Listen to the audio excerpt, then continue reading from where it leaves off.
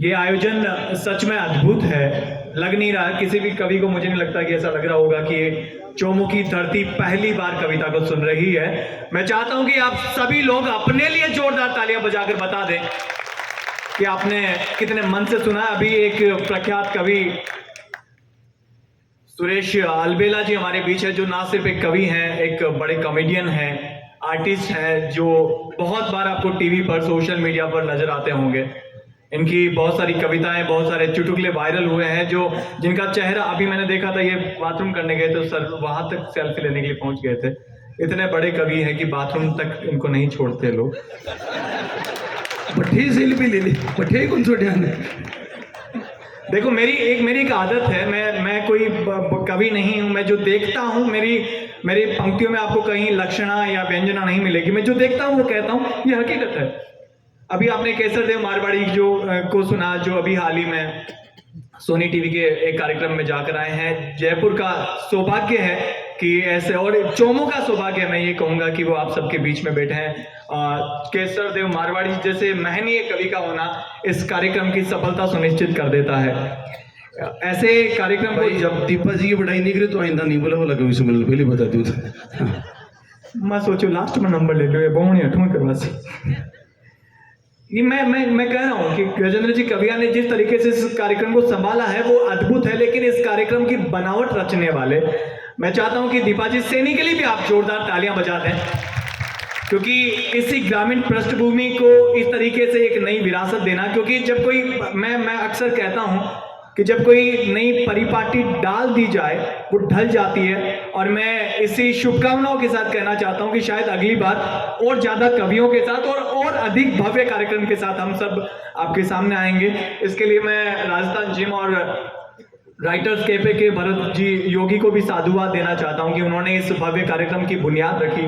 साथ में अभी जितने भी कवि हैं, हमारे मदन जी बागड़ा साहब ने अपनी होटल में ठहराया, हमें अच्छे से सत्कार किया, हमें आदर दिया, जिसके लिए हम इतनी दूर से आए हैं। सर आपका भी बहुत बहुत धन्यवाद, आभार। लांबा साहब जो हमें इतनी दूर से गाड़ी से लेकर आए हैं, गुलाब जी लांबा जिन्होंने ये गार्डन दिया है कार्यक्रम के लिए, इन तमाम लोग जो किसी न किसी रूप में इस कार्यक्रम से जुड़े हुए हैं, मैं सभी का साधुवाद देता हूं, आभार देता हूं पूरे कवियों की तरफ से कि आपने हमें मौका दिया।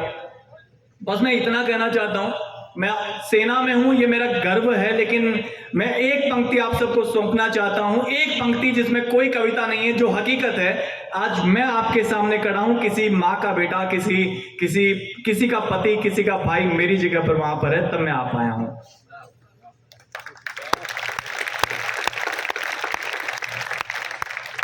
और एक हकीकत बता रहा हूं साहब, भाई साहब तो खुद सेना में जाकर आए हैं।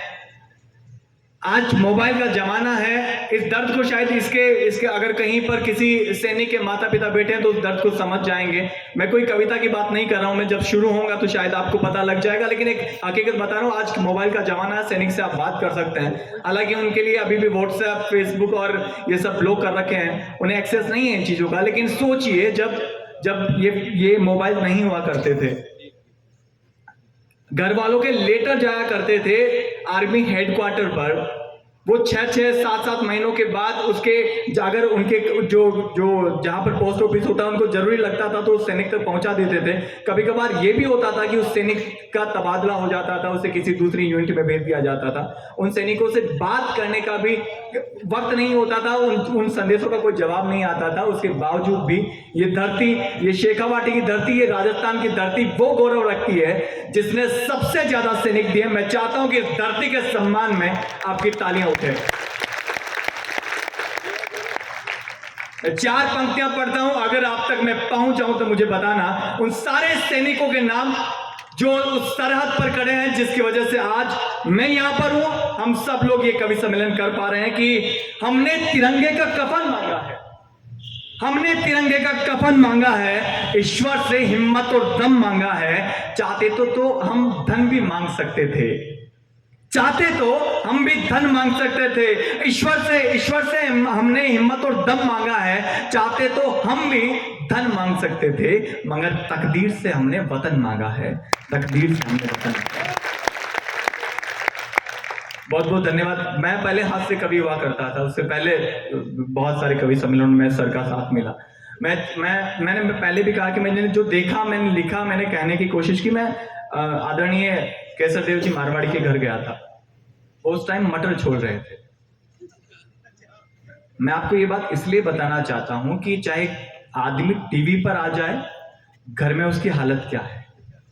तो थानेदार जी भले ही आपने यहाँ डर लगा वो देखा था ना, पण घर मटर ही सोले तो समझ रहा होला कि आदमी कोई था, अगर थे भी थांगल घर मन में समझ रहा होला कि हालत तो हमारी भी आई है, तो अगर थे भी छोड़ो तो टेंशन मत लो। केसर जी भी आए, बाद 2 मिनट रुकिया, 5 मिनट रुकिया। मदन जी तो एक दिन माला फेरिया करा बैठा बैठा, बोलो गोविंद बोलो चाहे गोपाल बोलो, गराड़ी बेलन ले आएगी कि गोविंद बोलो चाहे गोपाल बोलो, रोटी खानी तो पहली लहसुन छोलो। मैं केसर जी के घर गयो, ये मटर छोड़ रहा, मैं सोचे उठ, मैं आयो हूँ ये उठ राशि, लेकिन 2 मिनट 5 मिनट 10 मिनट के बाद में आया मेरे कन आ रहे, थोड़ा तो उदास मुंडो करो और कल बोला, देख गौरव, थारी भाभी यानी मारी लुगाई मारो घणो प्रेम करे। मैं 2 मिनट लगी ये बात न समझ पाऊं कि भाई साहब थाकी लुगाई थाऊ प्रेम करे, ये उदास होगा की कहीं जरूरी है। टेंशन की तो जद बात है, जद दूसरा से प्यार करे, क्योंकि और राजस्थान है हर तीसरे दिन अखबार में खबर आवा, पत्नी ने प्रेमी के साथ मिलकर की पति की हत्या।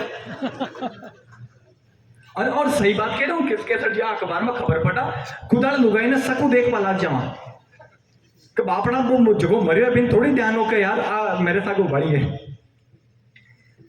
तो मां का घर गयो, थोड़ा सा मायूस उदास बोलिया कि गौरव थारी भाभी मारो घणो प्यार करे। मैं भाई साहब सबूत दो, क्योंकि एक व्यंग्य आपने सौंप रहे हो, एक व्यंग्य समझने की कोशिश कर दो। मैं क्यों भाई साहब सबूत दो, क्योंकि वो देश है जटा सेना सर्जिकल स्ट्राइक का सबूत मांग लिया, तो फिर भी प्रेम है। मैं केसर जी का घर गयो, उदास बोला गौरव तारी भाभी मारी लुगाई मारो घणो प्रेम करे। मैं बोलो भाई साहब सबूत दो।